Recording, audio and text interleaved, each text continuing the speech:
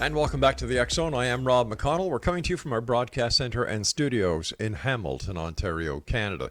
If you would like to send me an email, xzone@xzoneradiotv.com on all social media sites, X Zone Radio TV. And we're coming to you tonight around the world on the X Zone Broadcast Network, iHeartRadio, Zeno Media, and of course, Simul Radio and Simul TV. My guest this hour is Calvin Parker, and on October the 11th, 1973, 19-year-old Calvin Parker and his friend, 42-year-old Charles Hickson, were spending a frustrating evening on the Pascagoula River in Mississippi. Both men loved to fish, but tonight's fishing trip would turn out to be the one they would never forget. Joining me now to tell us the story is Calvin Parker. And Calvin, welcome to the X Zone. Thank you. Good to be here. Calvin, what happened on the night of October the 11th, 1973? But before you tell me, I can fully understand how frustrating fishing can be at times. Well, I know I do it on a regular basis, too. We had just got off work, and for an October night, it was hot that day. It was probably in the 90s, 100-degree humidity. So we decided to go fishing and just kind of cool down for a little bit. We went to Charlie's house, picked up the fishing equipment, left, and drove over to Pascagoula to the old Shaw Peters shipyard, which used to be a grain elevator there, that when they'd unload the grain, the fish would come up and eat the grain, and that was a pretty easy target, we thought. Yeah. But that was the first time I had been there. But anyhow, we got there and we unloaded the car and we walked through a lot of debris. It had been flooding. The river had got up and it washed all this debris up on the banks and all. And I was thinking to myself, why don't they clean this mess up? But Charlie had told me later that the flood water brought all this stuff in from different places. And it was really a mess.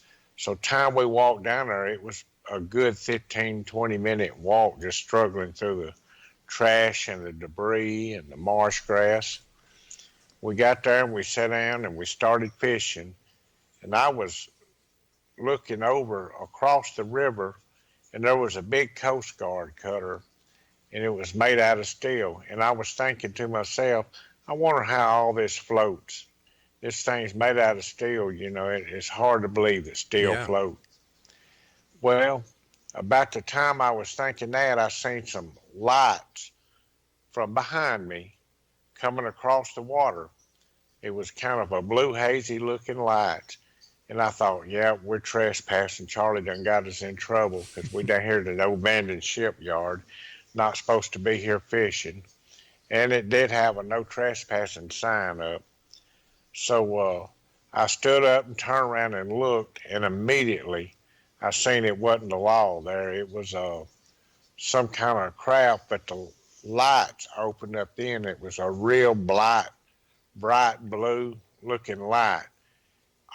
It was almost so bright it was blinding.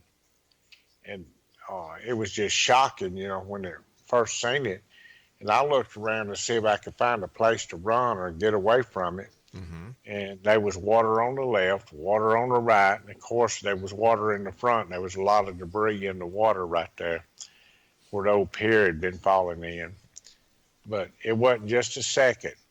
It was 3 beings of some kind.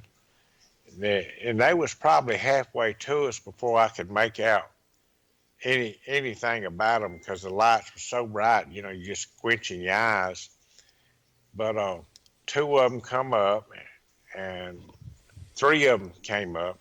2 of them got a hold of Charles Hickson, and 1 got a hold of myself. And immediately, when they grabbed my arm, I don't know about his, but immediately I just got relaxed. It was like they gave me some kind of injection.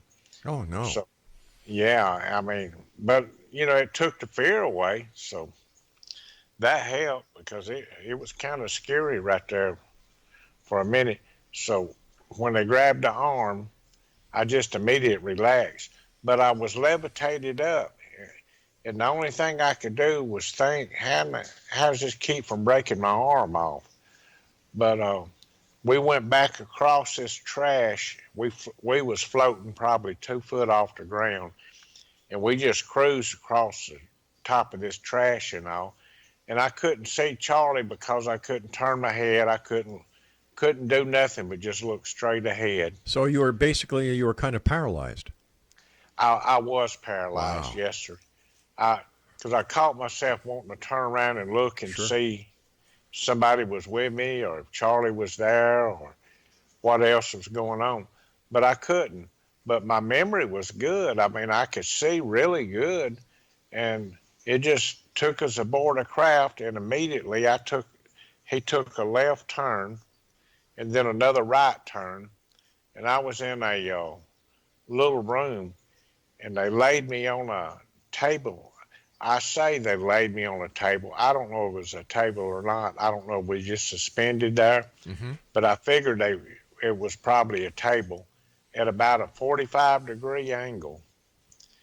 And by this time, I was looking straight up at the ceiling, and I still couldn't roll my head anyway.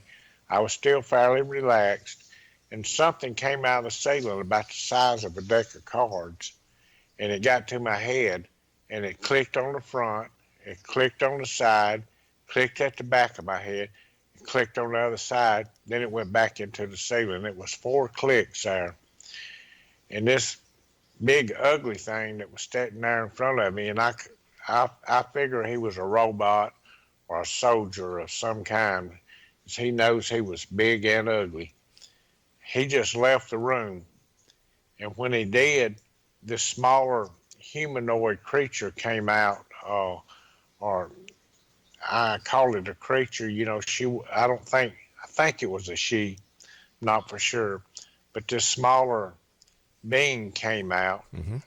and she had her hands and started grabbing hold of my face and pulling around and looking and examining. I call it an examination, and feeling the skin and everything. Well, I couldn't feel. Normally, you would think that you could feel the temperature or a little pain, but I couldn't feel no feelings in my face. It's kind of like they give you the dentist would give you a shot to numb everything. Yeah. But she did that, and then she made like a little glunk, glunk, glunk noise, and the big ugly one come in, was standing there. Well, I started kind of getting a little afraid again, and it was just like she had said it, but her mouth didn't move. She said, "There's nothing to be afraid of." And I just calmed down. I guess, I don't know why it calmed me, but it was just good to hear them say something.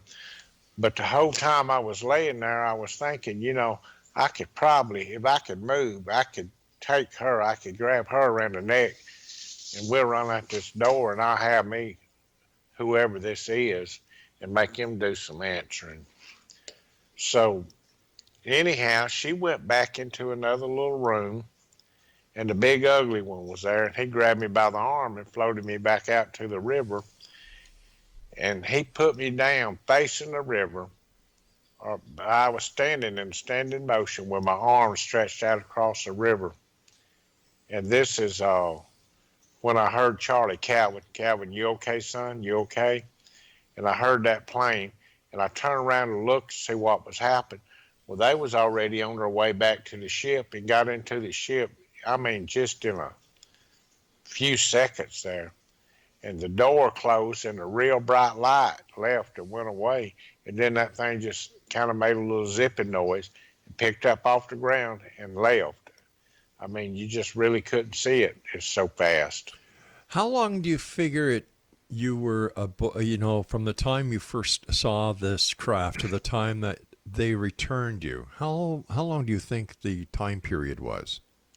Well, I didn't have a watch or anything, but the moon was pretty bright, and I just estimated probably around 45 minutes, maybe an hour at the most. All right, Calvin, stand by, my friend. You and I have to take our break at the bottom for this segment. X-Zone Nation, our guest this hour is Calvin Parker, and he is the author of a book called Pascagoula, The Close Encounter.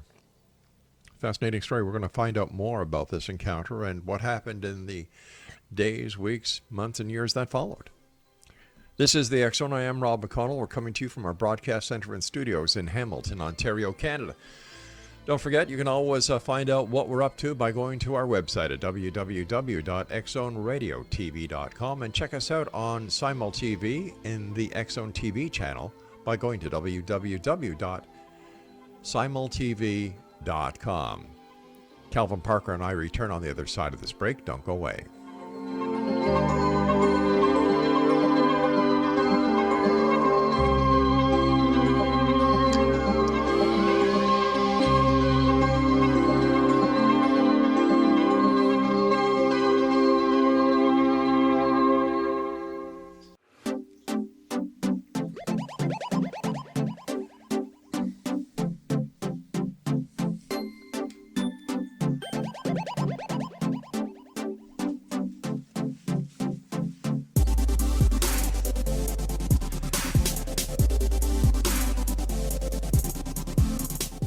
We're going back in time for a few minutes, X Zone Nation. We're going back to October the 11th, 1973, when our guest this hour was 19 years old. He was fishing with his buddy, and his name is Charles Hickson.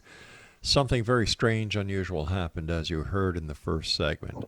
Now, Charles, when we last left, you told us that you estimated that the time from the entire encounter was about 45 minutes. Now, what happened when you came to and Charles was there? What did you guys do? Well, first thing Charlie wanted to do, he said, well, we got to go tell somebody. The first thing we did, we sat down and tried to collect our thoughts for a minute because, we was both pretty shaken up. Right. And then Charlie said, well, we got to go tell somebody. I said, no, I don't believe we need to tell nobody nothing. Let's just kind of keep this to ourselves. We'll go home, we'll get up in the morning, we'll go to work because people's not going to believe it. And their markets is crazy and we'll both be run out of the whole city here. So he said, well, we got to tell somebody. I said, well, we'll think about it, but I'm not telling nobody. I'm denying the whole thing if you tell anybody, Charlie. So we got up, we gathered up our fishing equipment and made our way back to the car. And immediately when we got to the car, I noticed the window on the passenger side was shattered. But it was in place, but it was shattered, just being held in place. And I'm thinking, boy, this is bad here because that was a brand new car and I didn't like that. So Charlie went to open the door and the window fell out, or he might have knocked it on out to get in there or something. But anyhow, the window fell out. We got into the car. We was having a lot of trouble cranking it. Eventually, we got it cranked. And I went to pull out. And we got back up on Highway 90 and went toward a little store that had a payphone. He said, we got to call somebody. He said, I'm going to call Keesler. I'm not going to tell them who we are, but I'll call Keesler. I said, well, do not tell them who we are or nothing. Now, who's Keesler? Keesler is the Air Force Base in Biloxi. Okay. So anyhow, he got out and we found a couple of dimes because there weren't no cell phones in. We didn't have a watch or nothing. All we had was a dime for the payphone. Right. So he called them up and they told him, look, we don't deal with this stuff no more. There's no more Project Blue Book. There's no more investigating UFOs. You need to call the local authorities. So he hung the phone up. And if I had known he was just going to call the local authorities in, I would have pulled off and left him at the phone. But Charlie went ahead and dropped a dime. I was sitting in the car and called the sheriff department. So they told him for us not to leave, just to sit there till they got there.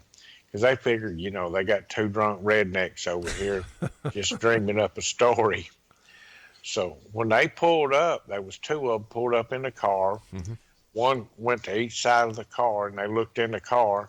Then they asked us to step out. Well, they did a sobriety test, where you jump up and down on one foot, bend Yep. over backwards and touch your nose. Yep. We went through all that. I felt like a fool out there jumping up and down. But they decided we were sober enough to drive because he said, get in your car and follow us to the sheriff's department. So we got in our car and we started following them back to the sheriff's department. Well, I told Charlie, I said, you idiot, I thought we had talked about this. I don't want to, I didn't want to tell nobody. We got to tell somebody. We got to. Right. So anyhow, when we got to the sheriff's department, they got us out of the car. They took him in one room and they took me into another room. And at that time, they started interrogating him separate than what they was interrogating me. And I mean, there was an interrogation there. And they even told me, look, if this is a hoax, you're going to spend a lot of time in jail. Well, I was 19 years old. I didn't know the difference in a hoax, or I didn't even know what the hell they was talking about. So they put us in the same room then. And when they put us in the same room, they had a tape recorder, I guess, that they hid in this room. Yeah. And they was taping our conversations. Now, neither one of us knew this recorder was in. And later on, that's what we're going to refer to the secret tape. And they just left us in there by ourselves for a few minutes, and we sat there and talked to each other. Matter of fact, we was both scared to death. And Charlie was handling it better than I was because he done been to North Korea and all, and, kind of trained Sure. for stuff like this. And I hadn't much been off the farm. But anyhow, we talked. In a few minutes, the big sheriff come in, and they walked in there and got something out of the drawer. I didn't see what they had got out, but it was the tape. They went in there and listened to it. So when they got through listening to it, the sheriff come in, he seen him talk to the deputies for a second, and he walked in and he said, y'all can go on home now. So I turned around and I said, Sheriff Diamond, please don't tell nobody about this. I don't want nobody to know. This is, kind of a personal deal. And Charlie said, yeah, we don't want nobody to know. So anyhow, the sheriff said, I'm not in the business of publicity and I'm not telling nobody nothing. So we left and went home. Sure. We went on, and I guess it was somewhere around 11, 12 o'clock. Like I say, neither one of us had a watch, so we didn't know what time it was. I got in, and all the way home, I was worried about being contaminated either with radiation or bacteria or something on my clothes that, I could give to somebody else. And I even brought it up to Charlie 2 or 3 times, and he didn't seem too worried about it. He kept saying, well, we'll just take care of it tomorrow. I thought, well, you're the first. We done killed it. We done wiped out half of Pascagoula here, your family and the sheriff's department and everybody else. But anyhow, we went home. I pulled all my clothes off. I went to my room, pulled my clothes off, put them in a bag, put my shoes in a bag, tied them up, took them outside, threw them in a dumpster, and come back in, took a shower and bleach. So the next morning we got up and went to work. Well, when we went in, I noticed it was more cars at the shipyard. We was working for the F.B. Walker and Son shipyard, and I noticed it was more cars around there than usual. But I didn't think nothing of it. I said, well, they just got something going on. And we went on to our workstations. It wasn't just a few minutes. They sent someone from the office down there to get us, and they said, Calvin Parker and Charles Hickson, y'all need to come to the office immediately. Well, I had that weak feeling in my stomach, and I had met one of my neighbors, and he was actually the foreman. I didn't even know he lived over here, but he was actually the foreman at the shipyard then. And he said, I remember you getting on your hands and knees out in the parking lot throwing up, and I did. So I knew that's how, that he knew I was there. So we went to the office, and they said, we're going to have to do something. These phones is ringing. We can't conduct business in here. What happened? So they went and they had their attorney that was there. And the reason he was there for, I don't know, I guess for press releases and stuff, because they called him and got him in. And we told him what had happened. And the press had got a hold of it. I don't know how, but this place was swarming. So the attorney arranged for us to go to the hospital. Then he arranged for us to go to the Air Force Base to get checked for radiation. First thing we did, though, they loaded us in a patrol car and took us to the hospital. While we was there, they did a pretty thorough examination, took blood and everything. And the only regret I have, most all them records were destroyed when Katrina hit because they didn't back nothing up on the disc. I mean, we was able to come up with a few of them, but not many. Right. And then we left there, and they put us in a car, and they drove us to Keesler. And there was probably, I don't know exactly how many, but I'd say 4 or 5 people standing out there with suits on, radiation suits, and they got us, separated us, took the Geiger counters and went over us and all. And I heard one of them say, well, you know, they don't have no radiation to amount to anything. So they said, now y'all coming in here to a meeting. And that's when they had escorted us to the conference room in there. And it was quite a few people. They listed in the book, and the minutes of that meeting's in this book. And it was quite a few officials in there. All right, so Calvin, we're just going to have to do a bit of a cliffhanger here because I have to take my break. Fascinating story. Calvin, it's great having you with us, and we look forward to continuing this story and your encounter on the other side of this break. Exonation, my guest this hour is Calvin Parker, and he's the author of the new book, Pascagoula, The Close Encounter, and we'll both be back on the other side of this break as we continue here in the X Zone from our broadcast center and studios in Hamilton, Ontario, Canada. Don't go away.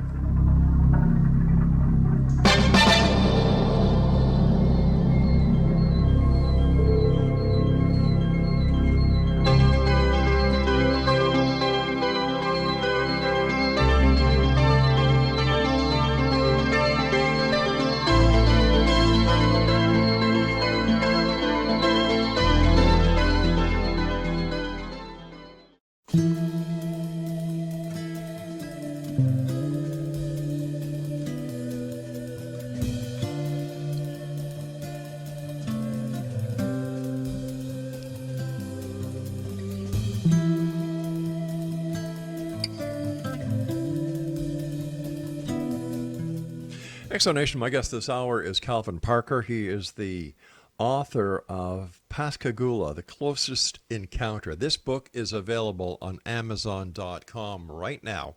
And I must tell you, over the 29 years of doing this show, I've had many people who have claimed to have close encounters, who have claimed to, see Bigfoot or the spectrum. But I must tell you something, listening to Calvin, he's got me right there. You're very believable, Calvin. Well, thank you. And there's one thing in the book, we have so much documentation that it would stand up in a court of law if we was in a trial over it or something. We have a polygraph test, we have voice stress test, we have hypnosis, we have the sheriff's department tapes, and I even had a long hypnosis session with Budd Hopkins, and that was the strangest thing because I never thought he hypnotized me. And then Philip was able to get his hands on the original tape. Right. Bud had died, and David Jacobs was taking care of that, so he called and asked if I'd sign a release for the publisher, and I did. But I knew in '93 that I had went up, and this was a good while. And the reason for going, I was missing some time there, and it was really bothering me. And I knew that Philip had written a book on missing time. Right. Budd Hopkins had written a book on missing times. and I wanted to talk to him, and I knew he was in a conference in Florida, and I knew I could probably. I had a friend with me. We could slip in there, and he could tell him I wanted to see him without nobody seeing me in this conference. Sure. Because I didn't want to be seen. I didn't want to talk to people. Now, before we get to the conference, what happened at the Air Force Base? Oh, they had a meeting, and that lasted probably an hour and a half, and the minutes of that are in the meeting. And believe it or not, I hadn't even completely read all that part myself. Philip just injected them in. But when they got through, they said, they didn't say, well, we believe you or we don't believe you. They said, why don't y'all go on and we'll be back in touch. Well, that was pretty much the last we heard of them. Okay, so what happened in a nutshell between the time you left the Air Force to the time that you decided that, hey, something is wrong? You read the book or you heard about Budd Hopkins. He was in Florida. What happened in that period of time? Well, John Allen Hynek, Dr. Hynek came down, him and Dr. Harder, and they visited with us a couple of days. And Dr. Harder actually hypnotized Charles Hickson, and they tried me, and he got me in, and they had to bring me back because, I was scared, and he said he didn't want to take the chance. So they spent a couple of days, and when they left, they just told the media outside, because the media was, they was dead on us then. They said, well, if these two men are acting, they should be in Hollywood because they're the best actors I have ever seen. Right. So after that, I pretty much just left and went back to my hometown, Laurel, Mississippi. I didn't care if I had a job or what I had down here. And I did hear from Dr. Hynek one time before. He had called and asked some questions, but he had had such a hard time getting a hold of me. People don't realize cell phones hadn't been around all this time, and the only time you got around the phones when you got to a home phone.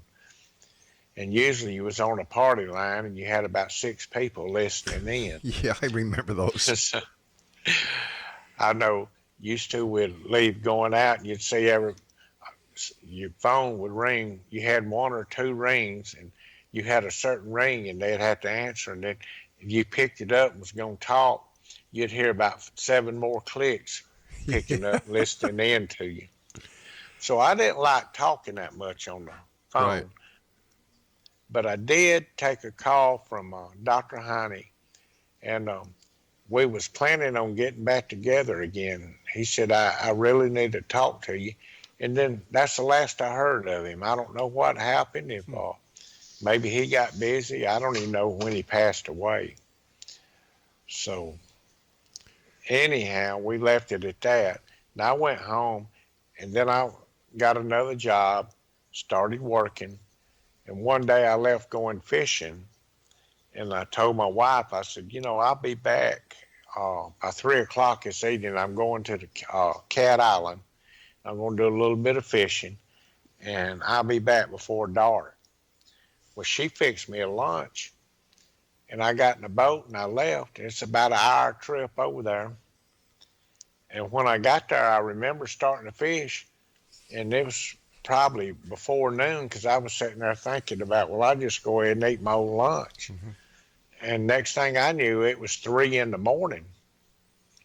And that drove me crazy. Where in the world did this time go to? Exactly. And I woke up, it was around 3 o'clock, and I said, well, I got to get home. So I tried to run in, the best you can at night on that water. And when I got there, I found a payphone. I called the house and told her I'd be in. She said, well, I thought you was going to be in at this time. I said, well, I did too. But anyhow, that really bothered me. And I lost a lot of sleep for quite a while, wondering about what happened at that time, because that's not right. So that's when I decided. I heard that Budd Hopkins had a book out, Missing Time. And I said, well, I'm either going to buy the book or go see Budd Hopkins. Well, Charlie had called me in the meantime, And he had always tried to get me to go to these little conferences in different places, and I wouldn't go. Well, there's a conference in Florida, and he was telling me who the speakers were and what was going on. I said, okay, Charlie. He said, well, I'm not going to be able to make it. Why don't you go? I said, I don't want no publicity. I do not want to go. So anyhow, unknowing to him, I got my car and I left. It's about a 12-hour drive. And I met a friend over there. And I said, now look, you going to go in there, you're going to find Budd Hopkins.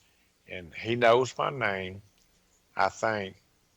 Tell him that Calvin Parker wants to talk to him. So Budd came out. He was fixing to walk onto a stage and give a speech, but he came outside where I was. And I said, Budd, I need to talk to you bad. He said, well, let me give my little lecture thing here, and I'll meet you at the room. He said, you go on up to my room, and I'll see you in about an hour, hour and a half. And sure enough, he did. And that's when Budd hypnotized me. And all this session is in this book. I mean, the whole thing. And it really scared me to death when I started reading it, because one thing, I never knew nothing about it. The memory's coming back now. He put, I guess, a post-hypnotic suggestion in my head that as I could handle it, you can remember it. Right. And since I seen it and it came out, now I won't listen to the tape. There was an old cassette tape, and Philip put it on CDs, and he has the actual tapes and all. But I never did listen to it because I didn't want to hear it. But I get the book out when I remember a little something about being hypnotized and what was going on. I try to read that part of it. And it's pretty scary what all went on in there. And it was mostly, a lot of it was from 1973, and it was a lot more detail in it than what I remembered or could recall. One thing, there was a couple parking down there that had a car, and I remembered the tag number on that car, and I couldn't believe it that I could even remember. I couldn't remember the tag number on my car then. So I looked these people up. I got an investigator, and I had him look them up. And this couple was down there parking and making out in a car, and I noticed the car, and I got the tag number. Well, they got married just shortly after that, and he recently died, and she's in a nursing home, and I went to see her, and she was an eyewitness to all this. And I said, well, can I use your name? No, you can't. She said, I don't want nothing to do with it. Then her doctors and all come in, and ask me to leave, so I'm not going to call her name or nothing, because I don't want the media to swarm her. But anyhow, that was really shocking to me to remember her tag number, and I couldn't remember my own. But there's a lot of stuff in this book. Like I say, if it went to court, this book would stand up in court. It's that well documented. A lot of people run it down a little bit, said it wasn't edited just right and all, but it was edited the way that I wanted it. I don't speak proper English, and I don't do, when I write something, it's from the heart. It's not from an education. I don't have much of an education. But I must tell you something, my friend. You've got one hell of a heart. Oh, I love people. And when I write, it comes from my heart. Calvin, we have to take our final break. I really appreciate you coming on. I'd also like to thank Philip Mantle for helping us to get you onto this show. I've had the pleasure of knowing Philip for many years, and he's a fine gentleman. He is a great person. I love Philip to death. All right, my friend, please stand by. X-Zone Nation, Calvin Parker's my special guest. He is the gentleman behind a book entitled Pascagoula, The Closest Encounter, by Calvin Parker. It's available right now on Amazon.com, and Calvin and I will be back as we wrap up this hour here in the X-Zone from our broadcast center and studios in Hamilton, Ontario, Canada, just on the other side of this break. Don't go away.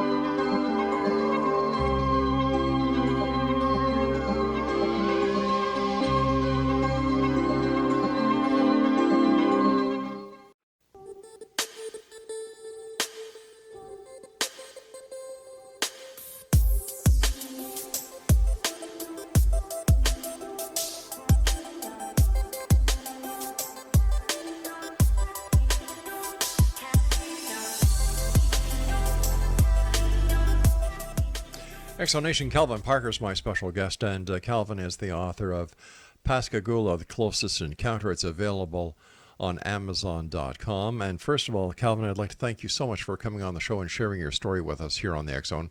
And I'd also would like to thank Philip Mantle for helping make this interview possible. Calvin, what did you learn about your encounter, the missing time encounter? That, we know what happened in the first encounter, going back to, when was it? October the 11th in 73. But what happened in the missing time encounter when you went fishing? Well, when I was fishing, I found out later, I really think that it's two types of beings that's out there. And my first encounter, they seemed to be pretty decent, you know. Right. They seemed to really kind of care a little bit, and maybe it was like an experiment. But the second encounter, the one I had when we was fishing, and they was pretty rough. I mean, that was a terrible, terrible place to be right there. They was more abusive than anything. And I guess that's why that Budd Hopkins put me in where I wouldn't remember it, but just as I could remember it and as I could handle it. But there's things that they did that's just unbelievable to man. And I was wondering what the difference was. But you know, I guess there's a difference in people here on Earth. You know, we got some good people, we got some bad people, and we got some that don't care about nobody. And the last one was more like a experiment than a abduction or anything, or wanting to know. And the first one was kind of, well, there's stuff that we need to get out and need to tell you. Sure. So, why do you think you were chosen? that I don't know. I've asked myself that a many a times. And since that last encounter going back to the island, have you had any experiences or contact with any extraterrestrial since then? Not that I know of. And I really hope I don't no more, but I do feel like that maybe the whole world is fixing to have contact with them. You know, you never know. I think, you know, in order to kind of save this planet, they're going to have to, because they need it as much as what we do. Right. That is so true. We're all part of the same family, kind of. We are. How has your encounter changed the way you look at life? You know, I would really like to know how. I think if this hadn't happened, I'd stayed right there in a small town, had the same job, retired after 25 years, and just been a normal person. But that all changed. I couldn't keep the same job. There's no telling how many jobs I had. When somebody found out who I was, I'd leave. And it was just, you know, just been a solid drift. And finally, I came back to the coast and Mississippi coast, and I bought a house, and then darn it, Katrina didn't come and it flooded. We got 8 foot of water in the house and destroyed everything, but we picked the pieces up and went. Whatever happened to Charles Hickson? He passed away a few years ago. I don't even know the date he passed away, but they say he had heart trouble and he just passed away. But I still see his son every now and then. Actually, his son don't live too far from me, and we don't see each other regular, but we did go fishing a time or two together. I was just going to ask you if you still go fishing. Oh, every day. Really? Most of the time, I wait till about 1 o'clock at night. I love to fish at night. You're out there by yourself. It's nobody bothering you. It's kind of cool. The bugs is gone. And I catch myself about 1, 2 o'clock in the morning, leaving out and coming back at daylight. Do you find yourself looking up to the sky? Every night. When I go out at night, sometimes I lean back and just kind of lazy fish and sit there and just watch the sky and see what goes on and comes. And, you know, you see some pretty neat stuff like shooting stars and all. Yeah. But, you know, I'm just looking for anything. I guess another time, the scariest I ever been, I was on boat, and it was about 9 in the morning. Me and my wife was fishing, and I had laid down on the bench. We have a big, nice pontoon boat, Mm-hmm. and I laid down over and was propped up. She wasn't paying attention, and it was a Goodyear blimp just about 200 foot above her head, and that scared the devil out of us. We didn't have no idea it was there, but you just watch for things like that. And while I'm getting to it, I wanted to thank Philip. You know, we was talking about me putting the book in redneck thing. Philip tried to leave my words the best he could where everybody could understand them, and my spelling and everything. I know I don't use proper grammar or English or anything, but he knew that if he went to changing a lot of stuff, that would turn me off right then, and I'd be out of there. So he left it the best he could, and he straightened it up. And I've seen a couple of people try to ridicule him. That's not Philip, that's me. Philip did an excellent job putting this book together. Well, he is a professional and a gentleman at that. He is. How do you deal with the skepticism that you've faced over the years? Well, you know, that's kind of easy in a way. Everybody has their own mind, and they know how to believe. They know what they believe. The ones that believe. The ones that don't believe won't never believe. And then there's some that's in the middle. And all I could tell them, if you have any doubts, buy this book, read it, or study it. Don't read it. Just go through it and kind of study on it a little bit. Put the facts in there. And I think by the time it's all said and done, you'll at least have an open mind about it. What are your final thoughts, Calvin, to the members of the X Zone Nation who are listening around the world tonight, who are on the fence as whether there is life out there or there isn't? Well, that's kind of easy for me, but I've been there. Walk out the door and look up at the sky. If it's clear night, look at all the stars. All them stars has planets. And you would have to be pretty closed mind to think that there's not other life somewhere in this universe or other universes. Now, we might not never meet some of them, and probably won't, but it's got to be other life around. And it even spoke of it in the Bible in different places. Do you think that they are trying to communicate with us for a good reason? Should we fear them? I don't, it's like anything else. A person could get scared going to the grocery store because of some of the thugs out there. And I believe that their life is like anybody else, but I also believe that there's a lot of them that want to help us, and we're destroying our planet, and we got politics even that destroys this planet. Yeah. And I think they just want to help us before we do destroy this planet, because they need it. Like I say, I think it's a stopping off place for them as well. And maybe they've already destroyed their planets and they just hunt another one so we could all coincide together and live together. I don't know. I've got about a minute and a half before I have to say so long to you, my friend. Do you ever dream about these encounters that you've had? Sometime I do, but most of the time I don't. And when I do have dreams, they're not bad dreams. I dreamed one day I was on this first encounter that I was sitting there talking, and we was just going. She was just listening to me, or it was listening to me. Right. And we was just talking about what we needed to do here. Now, I never did get no answer from her. So maybe the human race is just not ready for it. But I think it's getting close. My next question is, why are they putting up a Star War thing for the starships? That's an excellent question. Maybe one day we'll know. Yeah, I think that the government probably knows more than what they're telling us, and they can't. It's kind of like an Orson Welles deal. I remember back when he got on the radio and a fake invasion, but people were in a panic Yeah.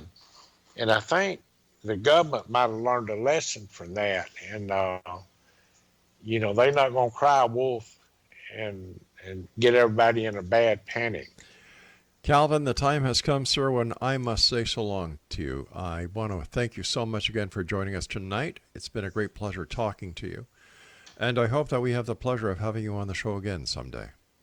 That would be great with me. Thank you for having me. It's my great... I've enjoyed it. And as well as I have, sir. And once again, my thanks also go to Philip Mantle for helping make this interview possible. And X Zone Nation, if you'd like to get your very own copy of Calvin's book, it's entitled Pascagoula, The Closest Encounter by our guest, Calvin Parker. It's available on Amazon.com.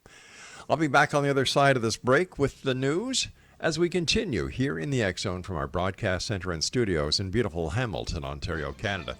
And you're listening to us on the Talkstar Radio Network, X Zone Broadcast Network, Mutual Broadcast Network, iHeartRadio, Simul TV, and watching us on the X Zone TV channel on Simul TV.